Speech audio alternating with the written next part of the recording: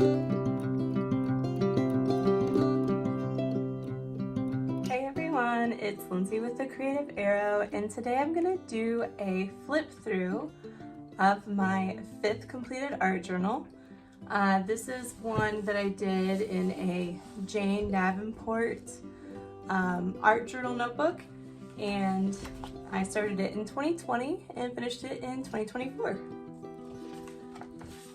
This first page I did a simple series of watercolor wet on wet leaves and colored pencil details over top of it.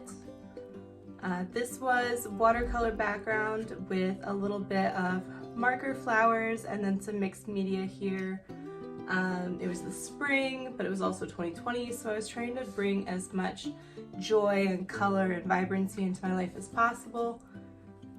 This is what I did on just kind of like the stark contrast between opposites. A nice moody night cityscape along with a really vibrant sunrise landscape. And this is a little bit of marker detailing with Jane Davenport scrapbook paper, as well as some like white acrylics. This is more Jane Davenport paper that I cut and glued on, kind of overlapping. And then this is a cutout page. I love doing cutout pages. I like the planning that goes into it and then kind of just like the surprise that happens afterwards. This is a nice little watercolor detail page with a quote, "Shine bright in a world of darkness." This one I did with just simple watercolors and then some stamping for vegetables. And then what I imagine a cute little like market store where those would be sold in. More watercolor, more quotes.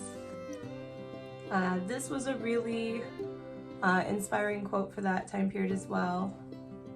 There was a lot going on in the world and I just wanted something positive to come out of that. This is all watercolor actually, and like a little bit of marker with water, and then I did the colored pencils over top. And then this is actually like a little insert from a poem that I wrote called Change.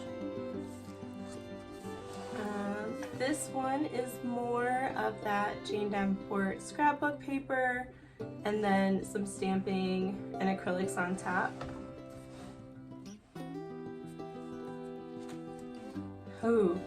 I don't know if you guys will recognize this scene right off the bat. If you love Pride and Prejudice, especially the movie with Keira Knightley, this is from the big opening scene in the middle. So this is all watercolor, and then I've got like my main character there in the middle. I can hear, honestly, the cinematic music as I'm looking at this. This is just me practicing some brush script with a pen, and these are lyrics from a song. These are all marker details, and then this is a sketch that I did of my daughter doing art.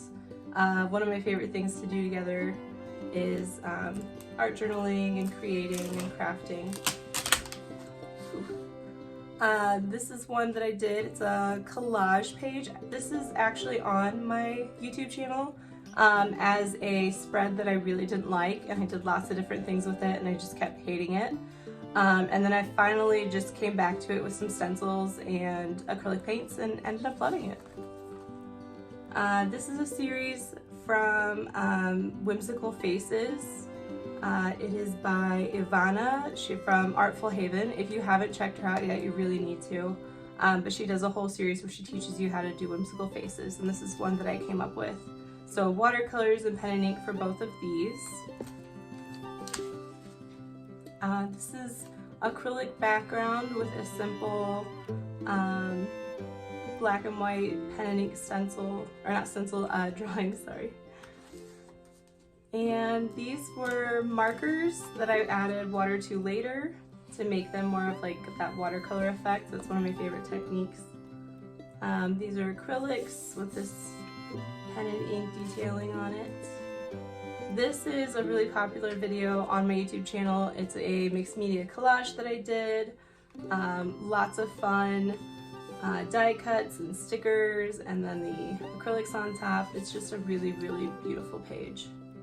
This is also one that I did many times. It's watercolors with like a wet on wet technique in the rippling and kind of like water puddles.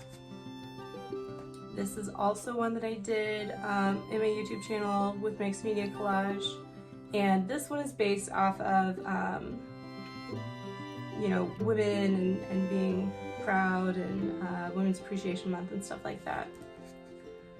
One for St. Patrick's Day, a little bit of watercolor, wet on wet, and then one that I did for spring.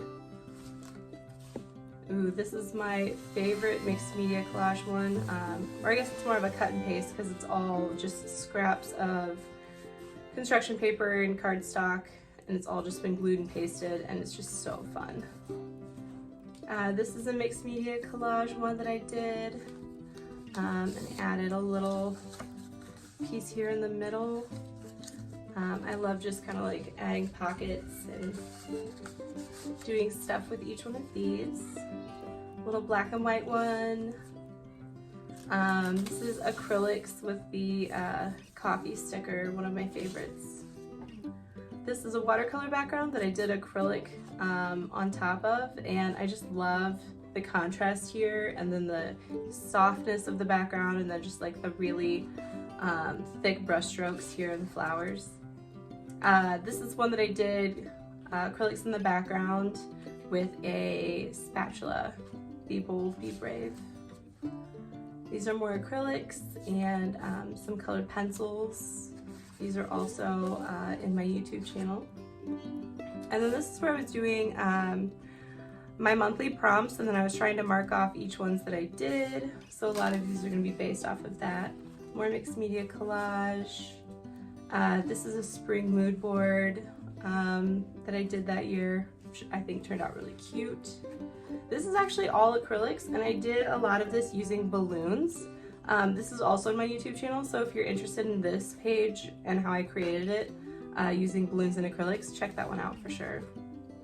More Mixed Media Collaging. This is from a student. I like to put student artwork in here as well as my own kids' artwork.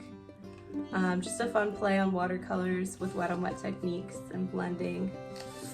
And then this is more of a little insert here. Quote. My daughter did a lot of the scribbling, so then I added some scribble flowers and some designs there. Another student artwork that I then created a whole scene around.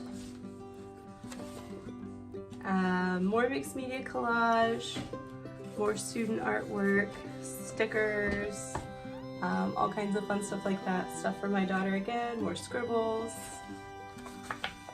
And then this is one that I did, a cut and paste of tearing out different pieces for a flower, which I love doing that technique as well. It's really, really great. It's a physical, tactile technique and releases a lot of stress that way.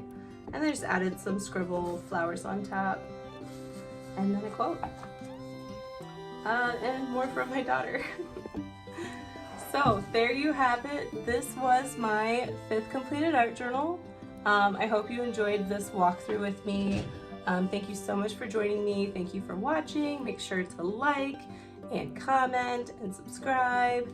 And let me know what you want to see next. I have a couple more art journals that are completed that I can go through. I also have a new art journal that I'm 5 pages away from finishing. So lots of new stuff coming, as well as all the lovely fall inspired things. So thanks again for watching. Bye-bye.